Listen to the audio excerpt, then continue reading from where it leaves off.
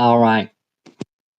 Here's the whole letter that AOC wrote to Pam Bondi. Looking like she's a little nervous. Let's get into this letter right now. Dear Attorney General Bondi, I write to request clarity on whether the Department of Justice has yielded to political pressure and attempts to weaponize the agency against elected officials whose speech they disagree with. She's trying to flip the tables around on us. We all know that that's how the DNC gets down, right? But that's beside the point. It's cute, though, AOC. Nice try. Over the past 2 weeks, Borders Our Tom Home has gone on multiple forums threatening political prosecution against me, citing resources I distributed, informing my constituents and the American public of their constitutional and legal rights. You see how she's framing it? How I'm informing my constituents and the American public. No. How you're informing illegal immigrants on how to evade ICE. Oh, this woman is such a scumbag. Let's carry on. On February 13th, 2025, Mr. Holman announced that he had asked the Deputy Attorney General to open an investigation and that I'll be in trouble now. It has been 14 days since Mr. Holman first threatened to weaponize your agency, but I have not yet heard any referral from the federal government. Holman's actions undercut core constitutional rights, and further transparency is necessary. There are no constitutional rights being threatened. No constitutional rights are being hurt. If anything, there was a strong argument that you're actually violating some sort of federal law by teaching illegal immigrants who are literally fugitives on the run within the country of how to evade ICE. If anyone's breaking the law, it's most likely you. And that's why 14 days later, this is still on your mind. Tom Holman hasn't spoken about you in well over a week. 2 days ago.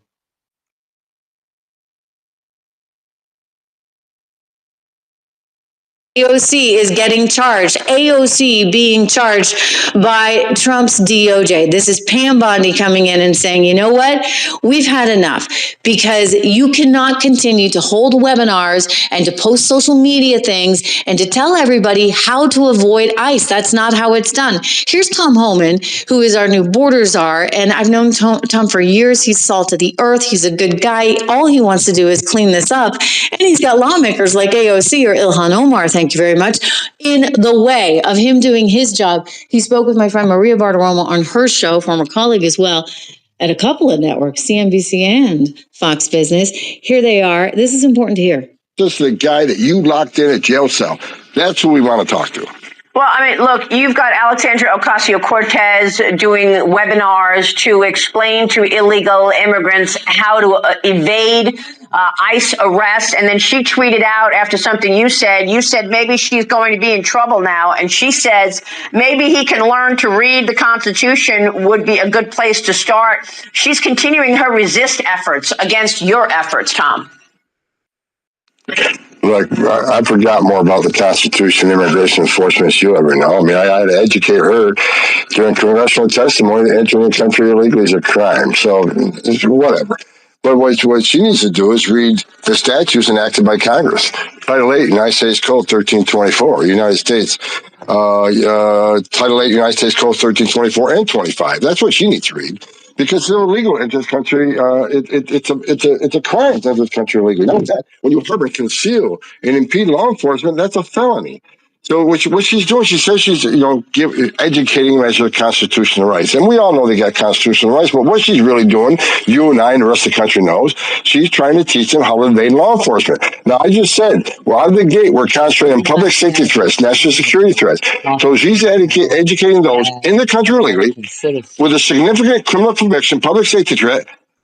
Don't open your door. Don't talk to ICE. Here's how you invade law enforcement. Let's hope she's not educating the next person who gets out and murders a young college student in Georgia.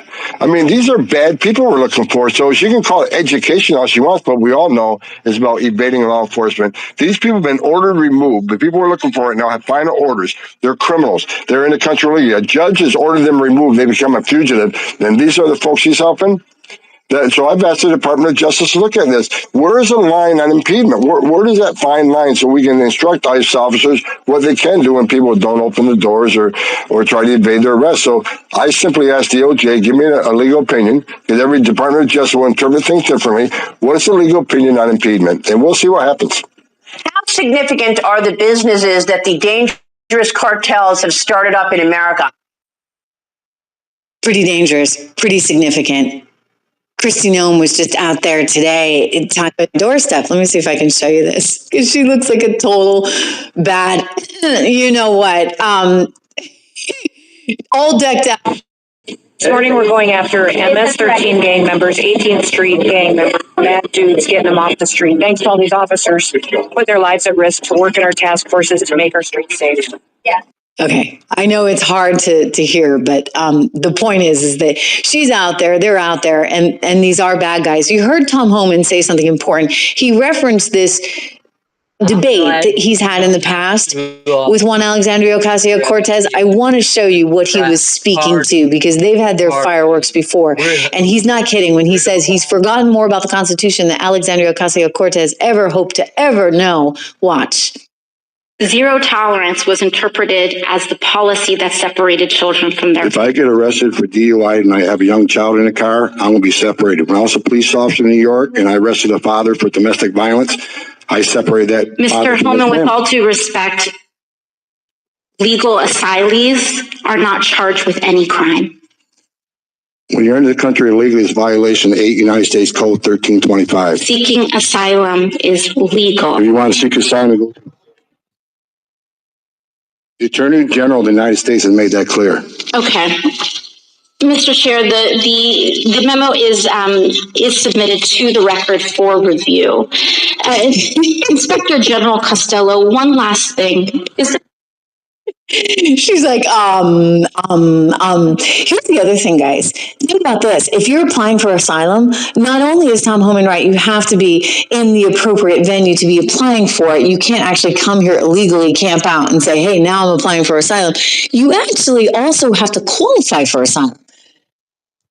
And most people that are coming here, in addition to them being here illegally, they're not qualifying for asylum. And I know this sounds harsh, but basically you have to be able to prove that you're in jeopardy in your home now as being equal. You know, you're just not going to get it. New York City.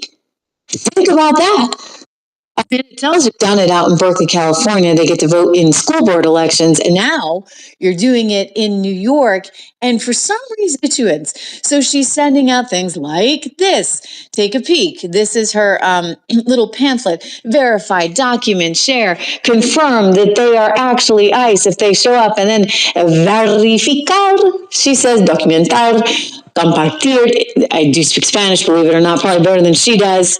Irish girl that I am. Si ves a ICE en público, here's what you need to do. She's putting it in Spanish. She's putting it in English.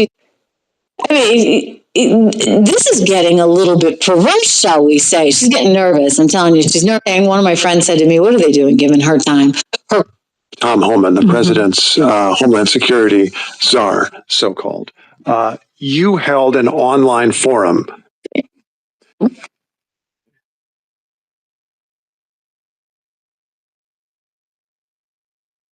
All of my constituents. He said he was going to report you, or even that he did reach out to the Department of Justice.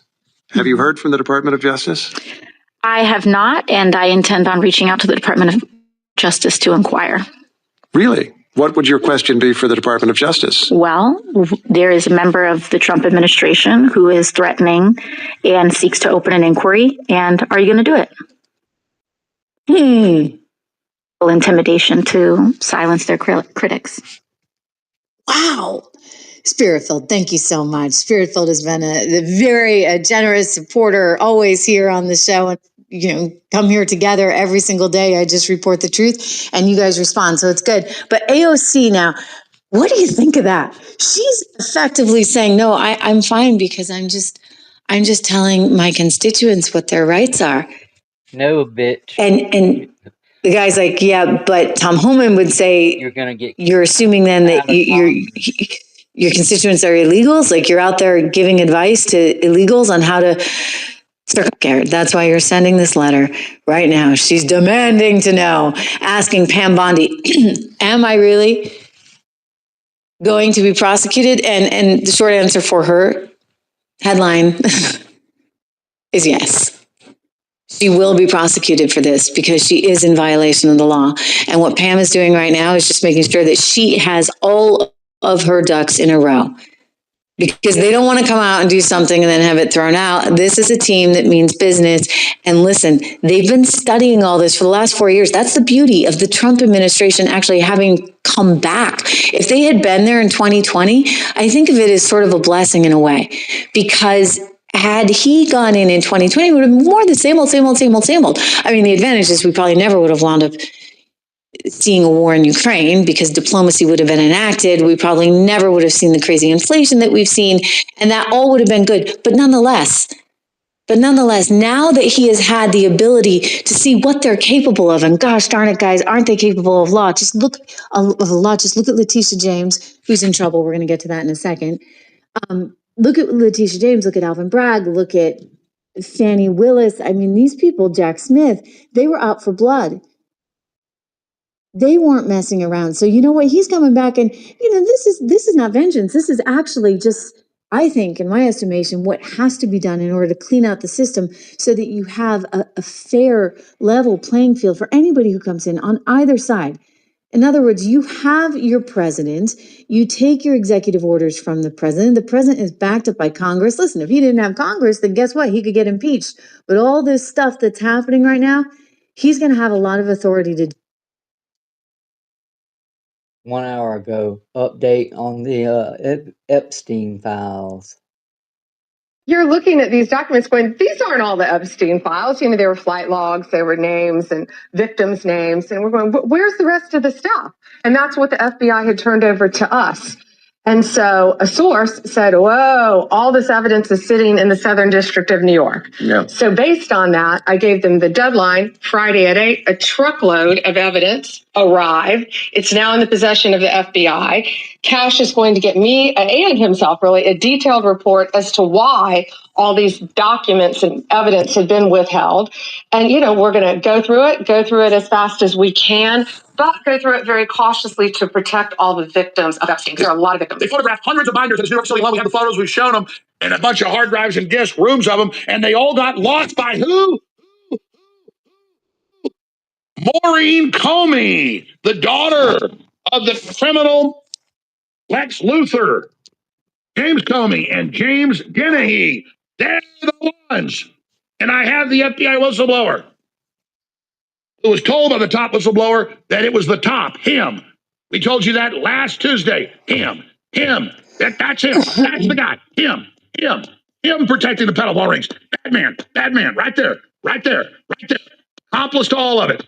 After the fact, Pam Bondi sent him a letter Thursday night last week, 6 days ago, 4 days ago, about 5 days ago, to be technical, saying, if you don't give me all of that, I'm going to fire you. And they admit, if you read the fine print, that she said, you either resign or you're fired. Of course, you don't get your pension most of the time that happens. So he scurried away. It was all a big bluff by James Dennehy, just like with all of these scumbags. And as I've said, I don't just want them fired. A truckload. I want them indicted, Epstein convicted, and thrown in a cold jail cell. These people are no different than the Stasi in East Germany. They're no different than North Korean secret police. And they are arrogant enemies of America. And the reign of terror is coming to an end.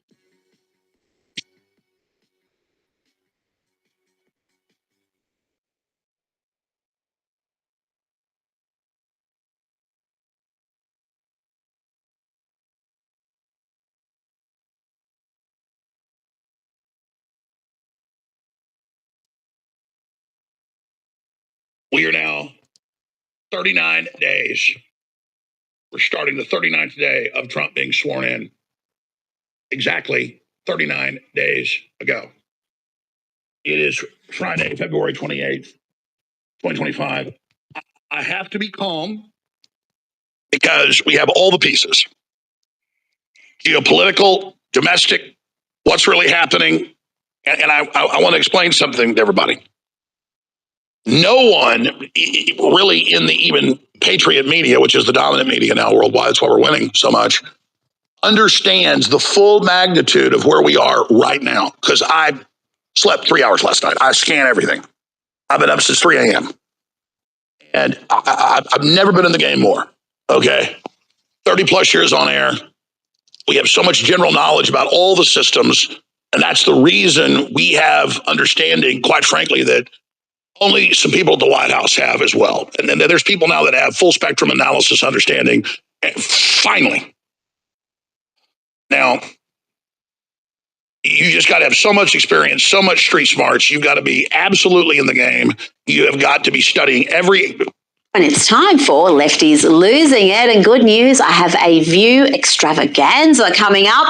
But first, let's hear from the View's target audience. You know, those angry, ill-informed Karens. This one is particularly mad. They brought Zelensky into the Oval Office and attacked him. And you people who are celebrating that. You. Every one of you. Not actually what happened, but, you know, facts aren't important to the left, as you'll see in the next few clips, because it's time to check in with the dangerously delusional ladies of The View, and I regret to inform you they are increasing in number. You think about journalists, you think about the reason they're in the press briefing, or you think about the reason they're in the pool. It's called the protective pool. There are 13 members of the pool. I'll try not to get too wonky here. And their job is to provide unbiased information to the American people, because the American people deserve that. Yes, that's former White House press secretary and professional liar Karine Jean-Pierre at The View, on The View desk. I wonder, is that a little bit of an audition? As for the American people deserving the truth, you think we've forgotten this? I've spent sometimes countless hours with him, whether it's in the Oval Office, whether it's on the road. And I believe, for me, you're asking me my personal opinion, he is sharp. He is on top of things. Sharp and on top of things.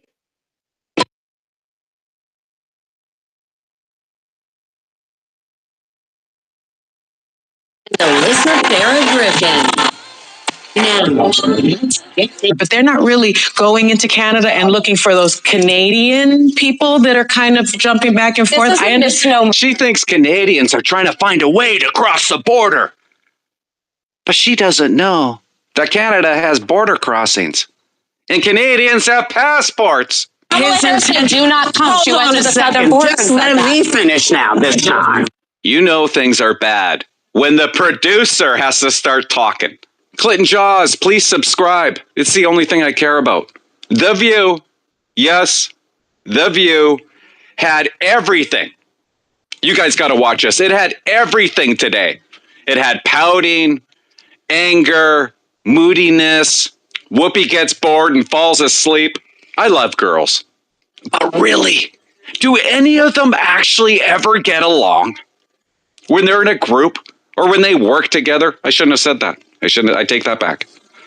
It gets so heated during commercial. I know something happened during commercial that the producer comes on. Why would the producer have to come on? Let's have a glass of wine. Let's watch. And let's get some headaches. And Alyssa Farah Griffin. Now. Residency. It's really embarrassing when you try to tell a joke and you stumble all over the punchline. With an expensive toll. Take a look.